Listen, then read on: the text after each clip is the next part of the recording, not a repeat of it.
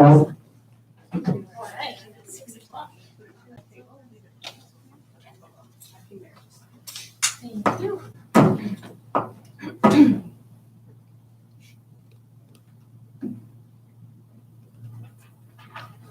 Great. Good evening, everyone.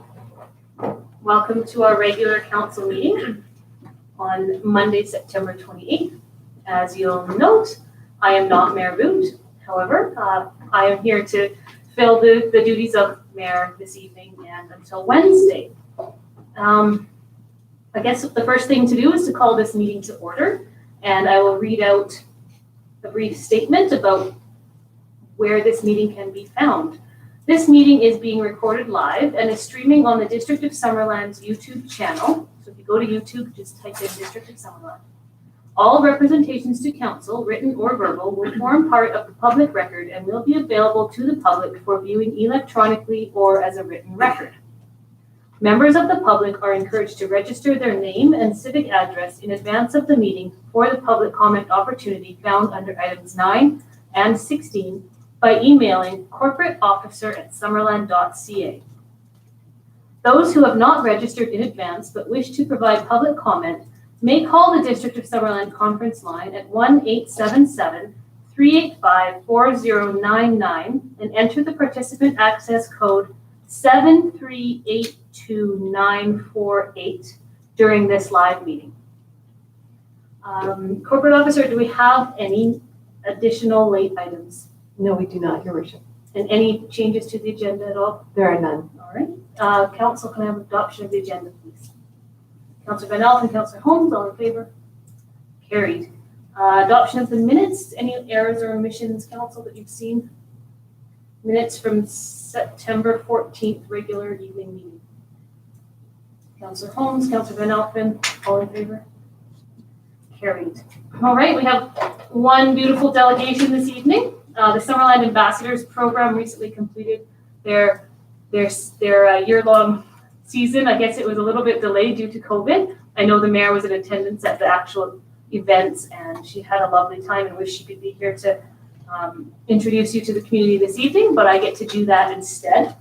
So instead of, as we normally do, we shake hands and smile and take photos together, I'm just gonna have each of you one by one come to the podium, and you do have the oath in front of you, as I do, and I'll have you read it out to us, and then once you're done, you can stick it on that table there, and when you're all done, I will come over and sign the documents, and we can take a nice socially distanced photo with council. So I will ask Marie Bauer to come forth first, please.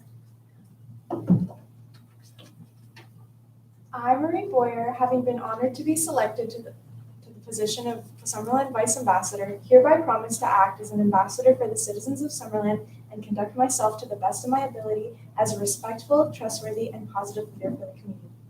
I promise to be committed to the role and duties of a Summerland Vice Ambassador and be an outstanding representative for our community. Thank you, Marie. And Hillary Robertson, also a Vice Ambassador. I, Hillary Robertson, having been honored to be selected the position of Summerland Vice Ambassador, hereby promise to act as an ambassador for the citizens of Summerland and conduct myself to the best of my ability as a respectful, trustworthy, and positive leader for the community. I promise to be committed to the role and duties of a Summerland Vice Ambassador and be an outstanding representative for our community. Thank you, Hillary. And Daphne Shusheki. Did I get your name right? I, Daphne Sushesky, have been honored to be selected as the position of Summerland Ambassador and hereby promise to act as an ambassador for the citizens of Summerland and conduct myself to the best of my ability as a respectful, trustworthy, and positive leader for the community.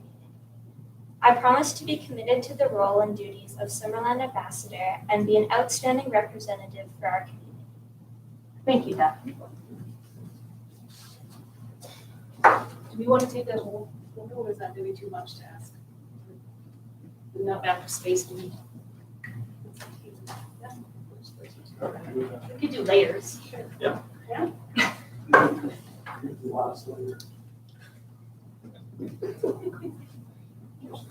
Yeah, Photoshop it. Just Photoshop it. 112, if we stand, so the girls, we all sort of stand interspersed maybe, or?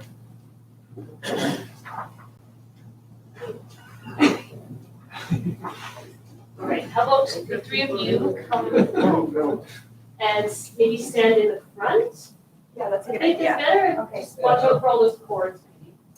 Not this way. Follow me. So if you want to spread yourselves 1, 2, 3, They can stand together, they're in the same, they're all bubbled. they're in the bubble. And I'll stand here. I'll just stand. Oh, is that okay? Yeah. Sure. There? Okay. Probably looks like a blurred cheese.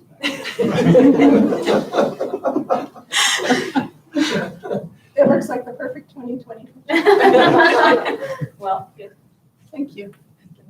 All right, thank you. I think that's it.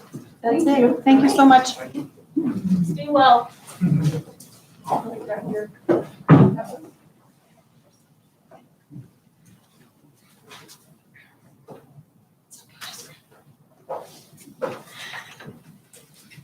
Have a good evening. Thank you. Thank you. Okay, we have no bylaw readings this evening for public hearing. No public hearings. That's what we don't have.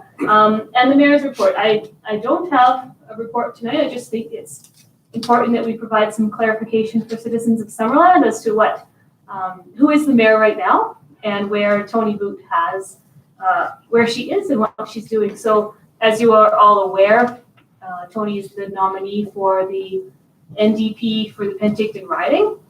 So she has taken an official leave of absence from the District of Summerland, which means she will not be receiving her mayor's salary and she will not be doing any of her mayoral duties until at least October 24th. If she wins the election, my understanding is she will have to resign as the mayor and there will be a by-election. However, if she doesn't win, then she will come back and she will resume on the 25th of October.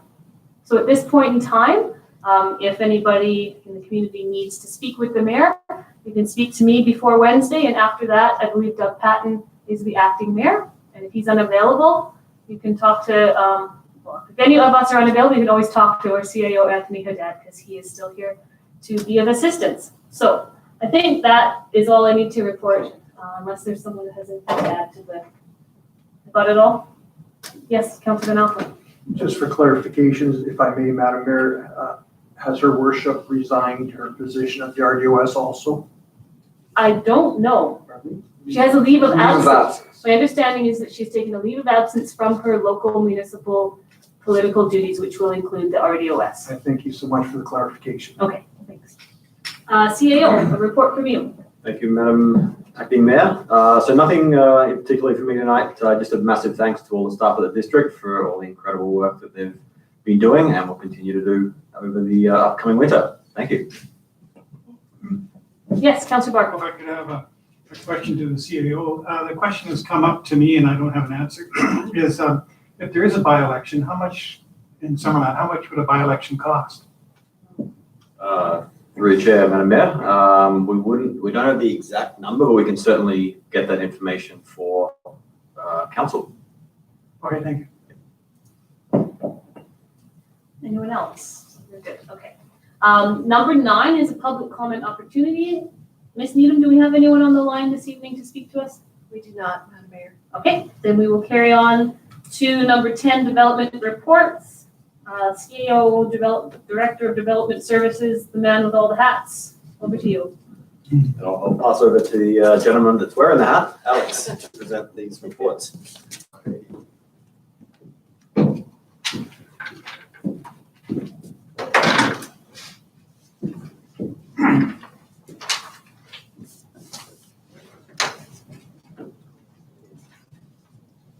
Good evening, Council.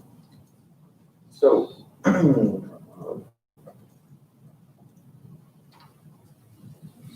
the district has received an application to amend the future land use designations on a portion of the property at 2107 Tate Street from tourist commercial to high-density residential. Sorry, I I think we're jumped ahead one. Oh, Front Bench Road first? we're doing this one first. Okay. Sorry, thank you, Alex. No worries. Alrighty. So in that case, so the district has received an application for variance in order to facilitate the construction of an addition to a home at 9407 Front Bench Road. The requested variance is to section 8.1.5C, which prescribes the maximum farm home plate. The applicant is requesting a variance from 35% to 37%. In the OCP, the future land use designation of the subject property is agricultural, and it is known as A1 agricultural small acreage. These land uses are consistent with the neighboring properties. The subject property is also located within the agricultural land reserve. A referral was submitted to the commission.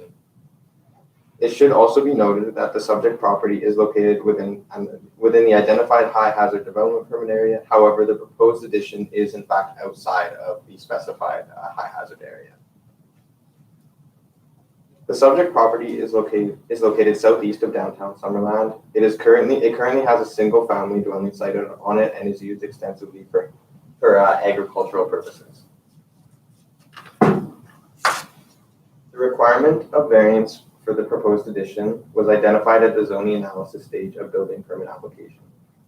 One bylaw compliance item was flagged, just the farm home plate coverage, and the proposal met all other requirements outlined in the zoning bylaw. Zoning bylaw section 8.1.5C limits the amount of lot coverage to 35% of the farm home plate. A farm home plate is a zoning bylaw regulation meant to limit residential usage of agricultural properties. Specifically, a farm home plate is defined by the zoning bylaw as a 905 square meter portion of an agricultural lot where residence and other structures related to the residential uses are permitted. The remainder of an agricultural lot outside of the farm home plate is meant to be used for agricultural purposes. The owners have applied to increase the amount of allowable coverage to 37% of the farm home plate to allow for the proposed addition to the single detached homes. The subject property is currently used extensively for agriculture. Vineyards make up the large sloped lower portion of the site. The existing farm home plate at 9407 Front Bench Road is well contained on the property, allowing for a small increase in coverage from 317 square meters to 335 square meters will have no impact on agricultural opportunities. Further, being located within the agricultural land reserve, a referral was of course sent to the Agricultural Land Commission. In their response, they noted that due to the proposal being under 500 square meters, they had no issue with the proposed addition. My recommendation side. Oh, my recommendation side is missing. Sit. Might have missed it. Maybe I deleted it by accident. Well, essentially, staff have recommended approval of the proposed variance due to its limited impact on agricultural opportunities on the property. Thank you, Alex.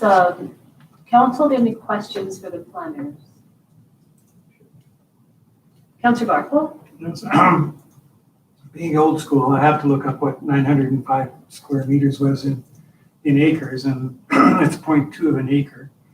And the lot coverage, you said, was in our regulations is 35%? 35% of the 905 square meters. So how does that compare to the lot coverage, say, of a similarly sized residential lot? In terms of so you're asking so 35%, it's basically, I'm unsure of the question. Well, if you were in a subdivision and you had a quarter acre lot or whatever, standard sizes often are, what percentage of that quarter acre would you be allowed to cover with a building? Sure. So for residential, usually it's anywhere between 35 and 45% is usually where the lot coverage is allowed. Okay, thanks. Anyone else? Councillor Van Alphen, bring your motion forward. Absolutely. It just sounds to me as everything else, all their other i's and t's have been crossed. This is one thing that was overlooked and it's pretty minor. Just a housekeeping situation. I'll bring the motion forward, Madam Mayor, that development variance permit DVP 20-028 to vary section 8.1.5C of the zoning bylaw to increase the maximum coverage for all buildings and structures within the farm home plate from 35% to 37% for the property located at 9407 Front Bench Road, legally described as Lot C, District Lot 508, ODYD Plan KAP 45130 be approved. And the seconder, please. Councillor Barton. Any further questions or comments, council? I will call the question then. All in favor? And none opposed. Motion carries. Moving on to 10.2. This is for 2107 Tate Street. I'll pass that over to Alex again. Thank you very much. All right, so the district has received an application to amend the future land use designation on a portion of the property located at 2107 Tate Street from tourist commercial to high-density residential and to rezone from highway commercial to residential high-density. Both requests are in association with a proposed subdivision of the property. The subdivision application proposes to split the site into Lot A and Lot B. While Lot A is intended to remain in the highway commercial zone, with the existing building continuing to operate as a motel, Lot B is proposed to be rezoned as residential high density to allow the other two existing buildings on the site to be converted to rental apartments. A development variance permit has also been submitted in union with this proposal. The application seeks to vary requirements for vehicle parking, bicycle parking, and setbacks. Although no major alterations to the existing buildings will be taking place, it should be noted that some minor building modifications will be necessary in order to comply with the 2018 BC Building Code. The proposed amendments to the OCP map and zoning bylaw for the subject property are not consistent with neighboring land uses.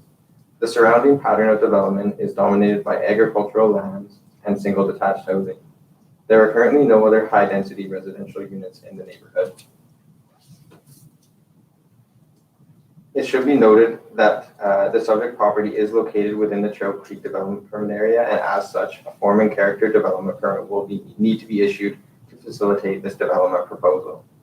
The parcel is also located within the Agricultural Land Reserve, and as such, a referral was sent to the ALC, to which they had no concerns with the proposal. The official community plan states that higher density development should be located along major transportation routes and restricted to areas close to the downtown core and lower town. These locations offer day-to-day commercial needs, community facilities, and parks necessary to support high density development. The subject property is not located within or close to either of these specified neighborhoods. However, there are similar format commercial uses in existence to the west of the site, and plans in the process to intensify the commercial operations of the commercial lands on the east side of the highway. The subject property has been operating as a motel for almost 50 years. The owners are seeking to downsize due to the recent instability in the local tourism market and historical trends impacting their business operations. The existing motel is conveniently split into 3 separate buildings, making it easy to repurpose half of the existing hotel into residential apartment units. Very few upgrades would be required to the existing buildings as a result of repurposing. Further, although a new use would be coming into the neighborhood, no new structure would be erected, making the proposal much less of a disturbance to neighboring residents.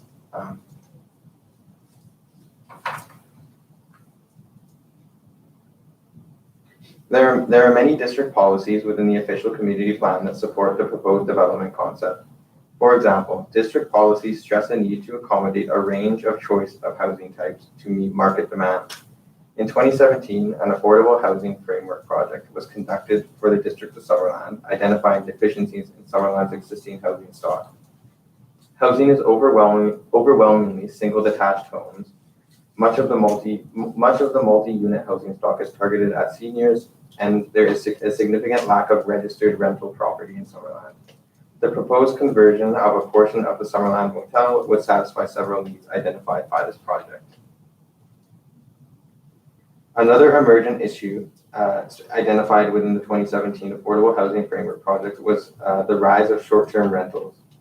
As short-term rentals become more popular with the increase of online booking systems such as Airbnb, the attractiveness of renting to vacationers or other short-term renters rather than long-term renters is increasing. Many rentals of secondary suites, carriage houses, and other accommodations are targeting the short-term tourism rental market rather than providing long-term rentals for members of the community. The proposed conversion of the motel units into long-term rental accommodation, proposed conversion of the motel units to long-term rental accommodation providing for much-needed supply of more affordable housing is considered to be a positive step in addressing these issues in Summerland. Policies in the official community plan also promote residential developments that are located where they can be efficiently serviced and linked to existing infrastructure without the taxpayer needing to contribute to initial capital improvements or excessive operating costs. Although this is usually geared at focusing development in downtown or lower town, it just so happens that the existing motel is fully serviced and would require few upgrades. The proposal satisfies this policy in that the existing infrastructure can be retained and repurposed to help meet a community need for housing. Staff believe that the proposed OCP and zoning amendments will allow for the addition of a valuable housing stock of rental units to the district and help contribute to our ultimate goal of accommodating an increased range of housing types. Should council support the application to rezone the subject property to RHD and change the future land use designation map to high-density residential, a submitted subdivision application will be processed.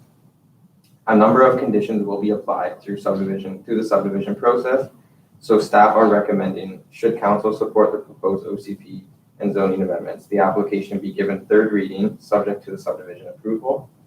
Once the conditions of subdivision are satisfied, the bylaw will be brought back to council for adoption. Should council not support the OCP and zoning amendments, the motel will remain in its current form with the existing designations and infrastructure in its current state. The parcel will remain as one. Thank you very much. Thank you, Alex. Council, questions of the plan? Councilor Barco. Yeah, I noticed that the APC had parking concerns, but when I read in the report, the only deficiency is a shortage of one space for the hotel. So that doesn't seem like a big one, but what would happen on a summer day if that hotel was full? I'm assuming everybody who came with at least one vehicle. So yeah, to respond to that comment by the APC, I think that was their concern with parking was in respect to what happens currently at that site, where hotel guests sometimes do have more than one vehicle.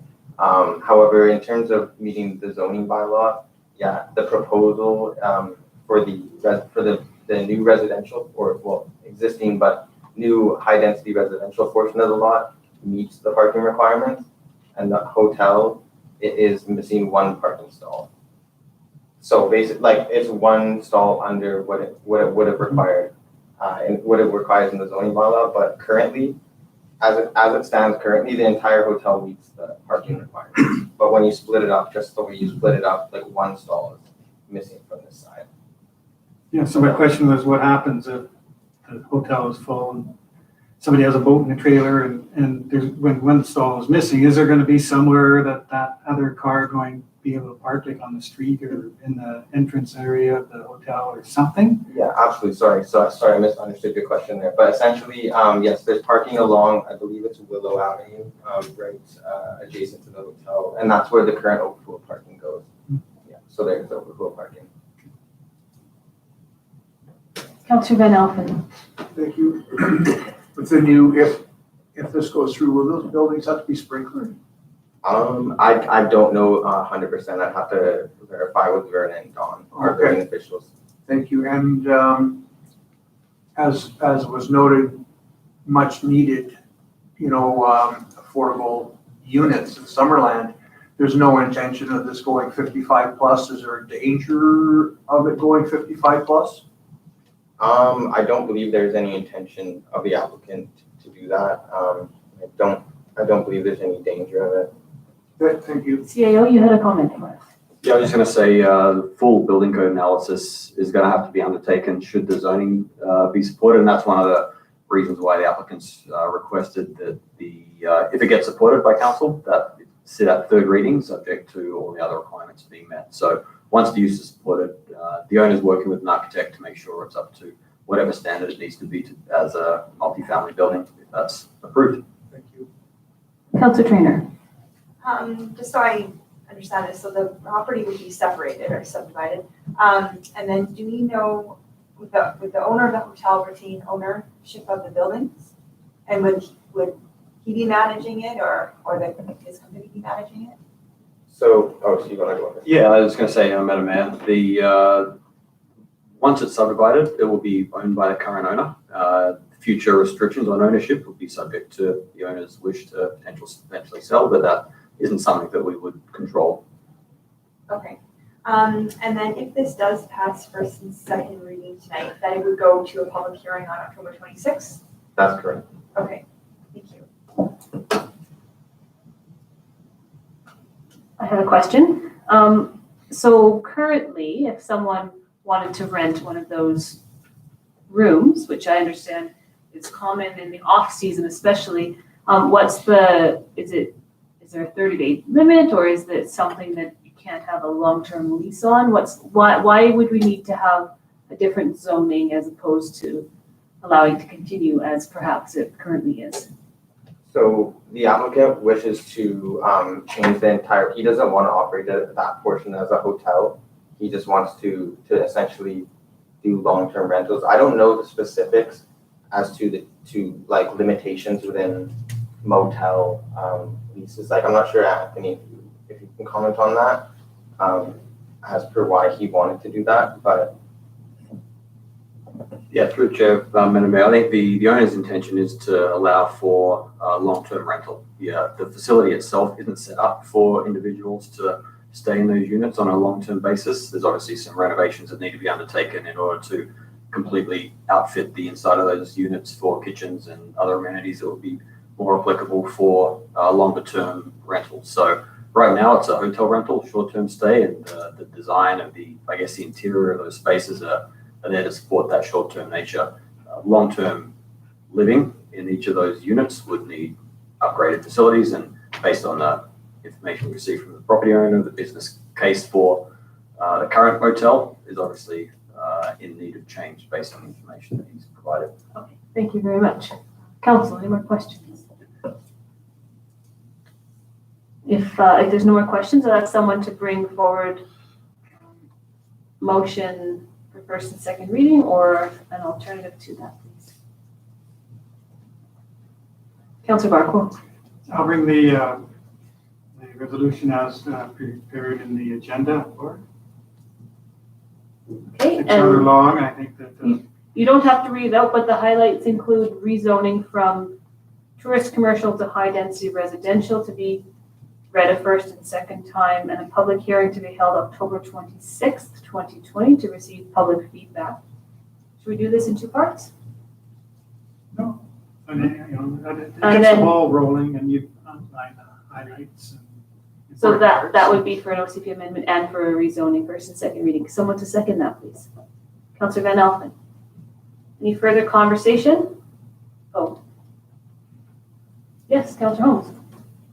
I think potentially the idea has some merit, and I'd welcome to hear what the public has to say, so definitely I think we should have a public hearing. Councillor Trainer, then Councillor Barco. I'm not gonna lie, I do have some concerns about this. Going to high density residential and residential high density OCP and rezoning. is quite a change for Trail Creek. I'm not saying it shouldn't happen, I'm just saying that that is a big change for that area. So I would definitely like to hear what the neighborhood has to say. There's also no neighborhood plan for Trail Creek at all. And I do think that that needs to be done at some point. So I would encourage all the neighborhood or anybody who wants to say anything to speak up and let us know what your thoughts are on this on the 26th.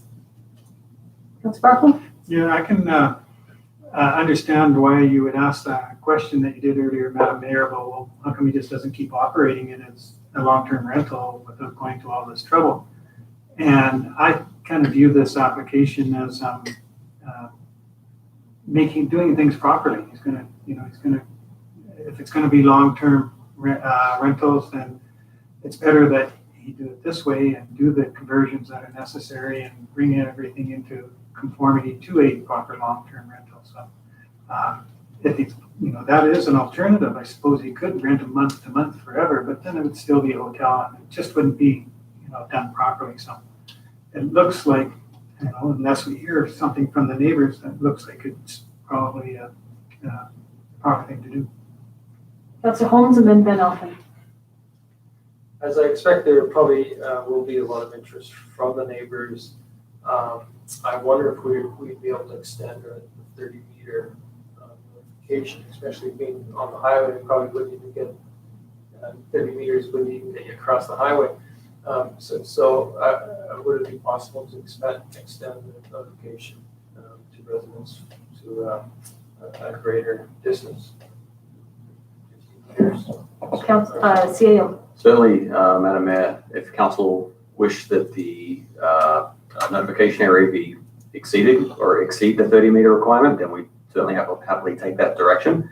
I know we're in the process of looking at increasing it to 60 meters, so doubling it under our new procedure bylaw that'll be coming forward to council in the next couple of weeks. But at the discretion of council, we'd be happy to take some direction on how far we can maybe see if we can get up on the screen a map showing the location, just to give you an indication of where things are. So if you bear with me for a couple of seconds. In the meantime, Councilor Van Alphen, you have a comment or a question?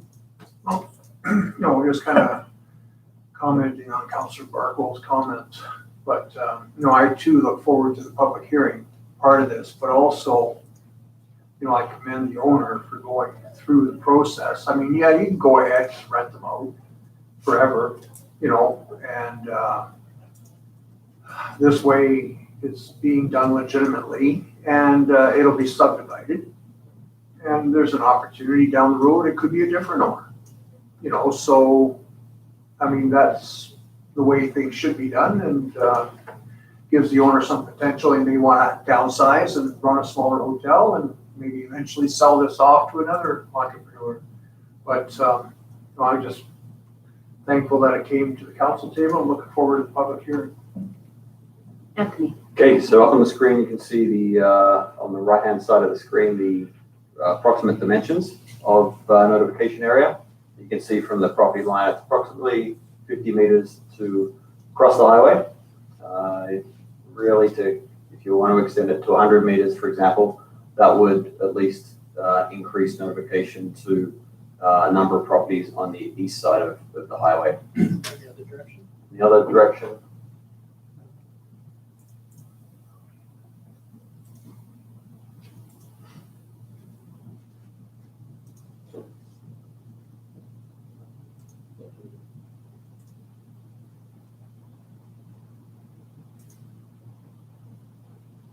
Yeah, if we go to in the top corner, I where think that's approximately 60 meters, so 75 there. So within the properties directly to the west of Willow Avenue will get notification. The property to the north and south, the properties on the east side, likely won't under a 30-meter setback. So if council wish to double it, you'll certainly be able to get direct notification to the neighbors on either side of the street. There will be a sign on the front of the property that will provide notification. There will also be advertising in the newspaper as well, providing notification to additional members of the community, but we will obviously take direction from council to increase the notification area if that's what council requests. What is the will? Councillor Trainer. Is 100 meters too much, or is that reasonable, given the change that's being requested? And I think that might capture the houses behind the neighborhood, like directly behind the proposal. Not for sure, 100 meters would certainly, it's in terms of the number of properties, it doesn't significantly increase, but it certainly captures more of the people that may be impacted by this.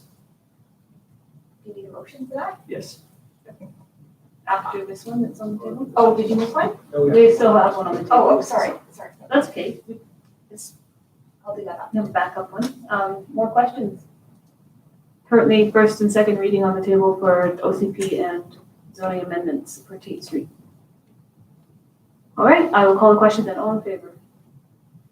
Carries, none opposed. Any further motions? Councillor Trainer, would you like to make a motion?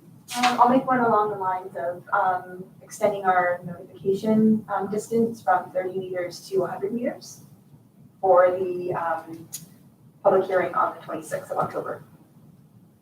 And seconder, Councillor Holmes?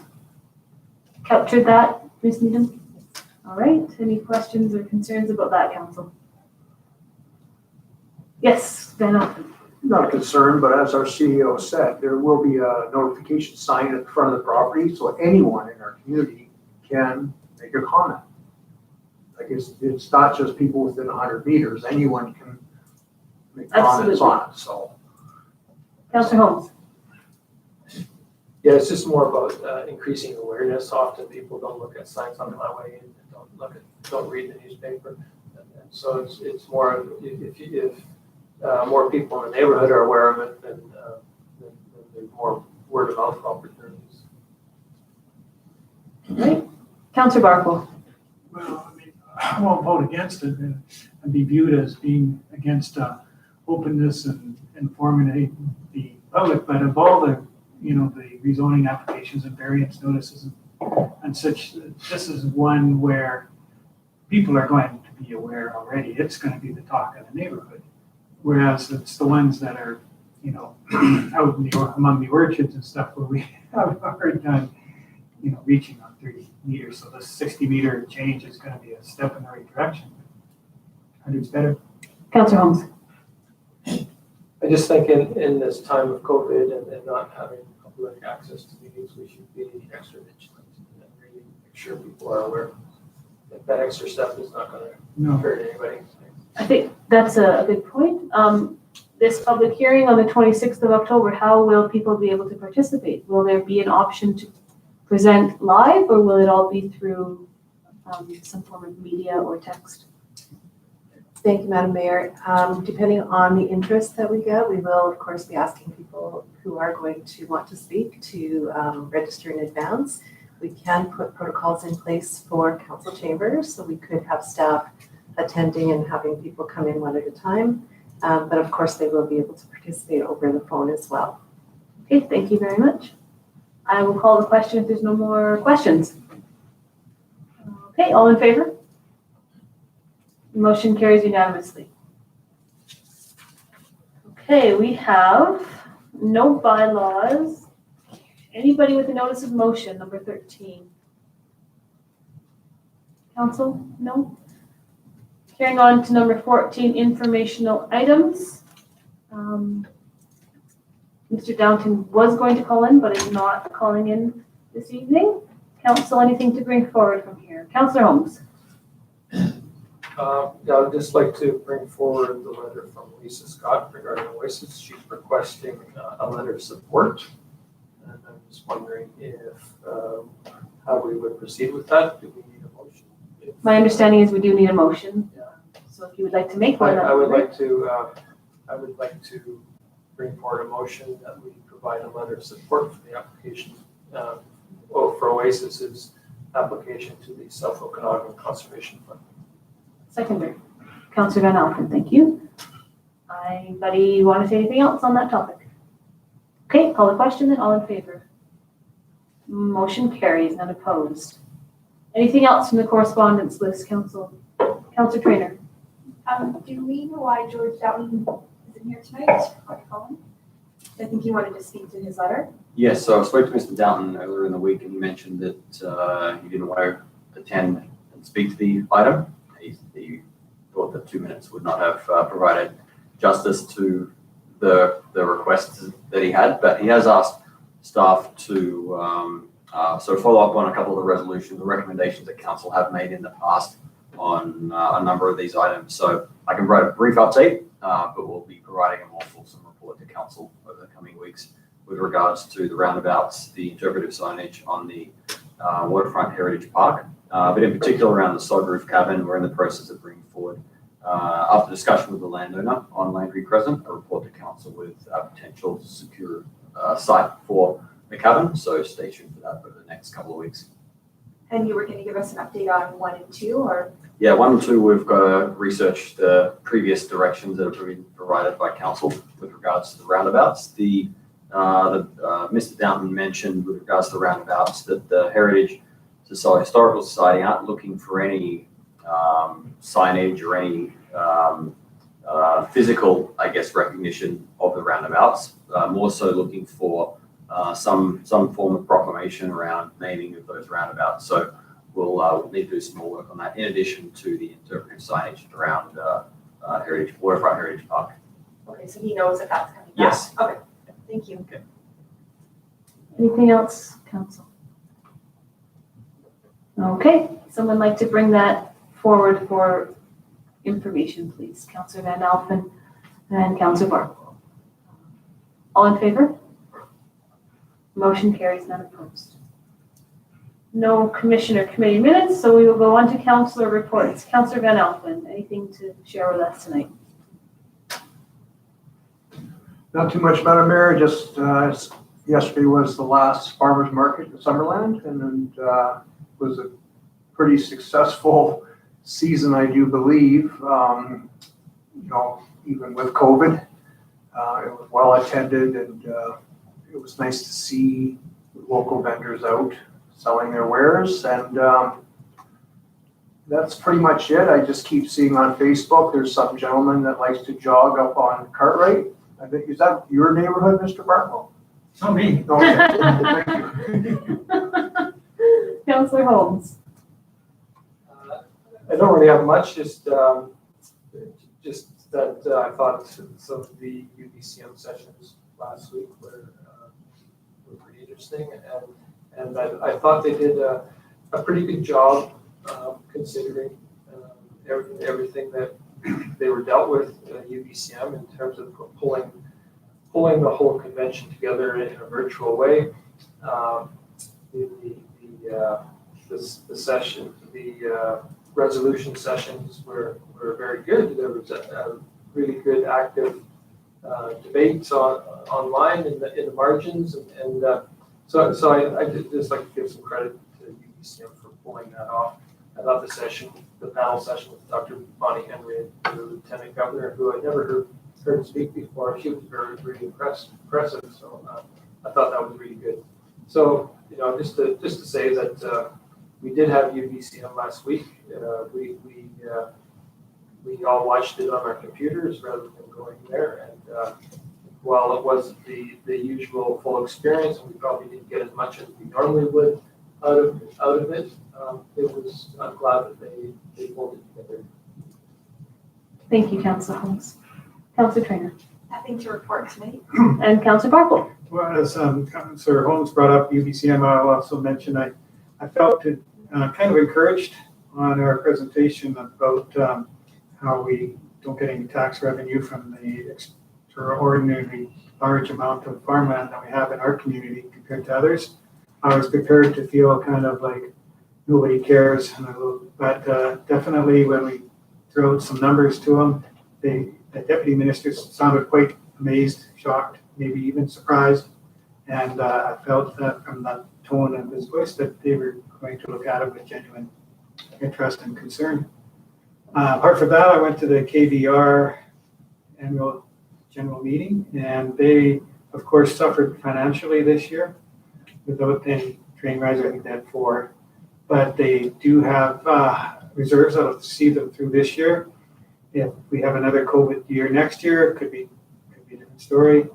But, they're getting along and they've been able to accomplish some things while the trains weren't running and such, and have the reserves to see them through the year. So no panic there. And I also attended the museum and monthly meeting, and they are pleased to report that they received another government grant and they're in the process of hiring a student for another term. Thank you. So our next meeting is the Tuesday after Thanksgiving. It's already almost October, so nice to see you all tonight. Oh, and Councillor Van Alphen has something before we adjourn. Just one more thing, if I may, Madam Mayor, it was mentioned by our rec director, Lori Mullen, today about another film shoot in our downtown core, another Hallmark. Another Christmas Another movie. Christmas movie. I don't have the dates at the top of my head, I but believe she said October 13th. Yeah, we'll be able to get all that information out to council. and the community. Christmas in October now. it was in October, so another Hallmark movie, and it'll be exciting. Great. Any more? Yes, Councillor Holmes. And on the same note, I don't know how many people have seen the Hyundai commercial that they're showing. It's on TV a lot. And it was all filmed in Summerland, and you can see it's the people in the know when you're watching that commercial. You can say, oh yeah, I know where that is. I know where that is. And the guy diving off the eye dock and all. So it's I think it's great. It's great when you're to see Summerland pop up on TV like that on a regular basis. So those of you that still have regular TV, don't just watch YouTube or Netflix, pay attention. Any public or comment media? I don't think there's anyone on the line. See them? That's it? All right. With that, I will ask for adjournment, please. Councillor Van Alphen and Councillor Barkle. All in favor? Good night. Record, another record. Always. That's what we aim for.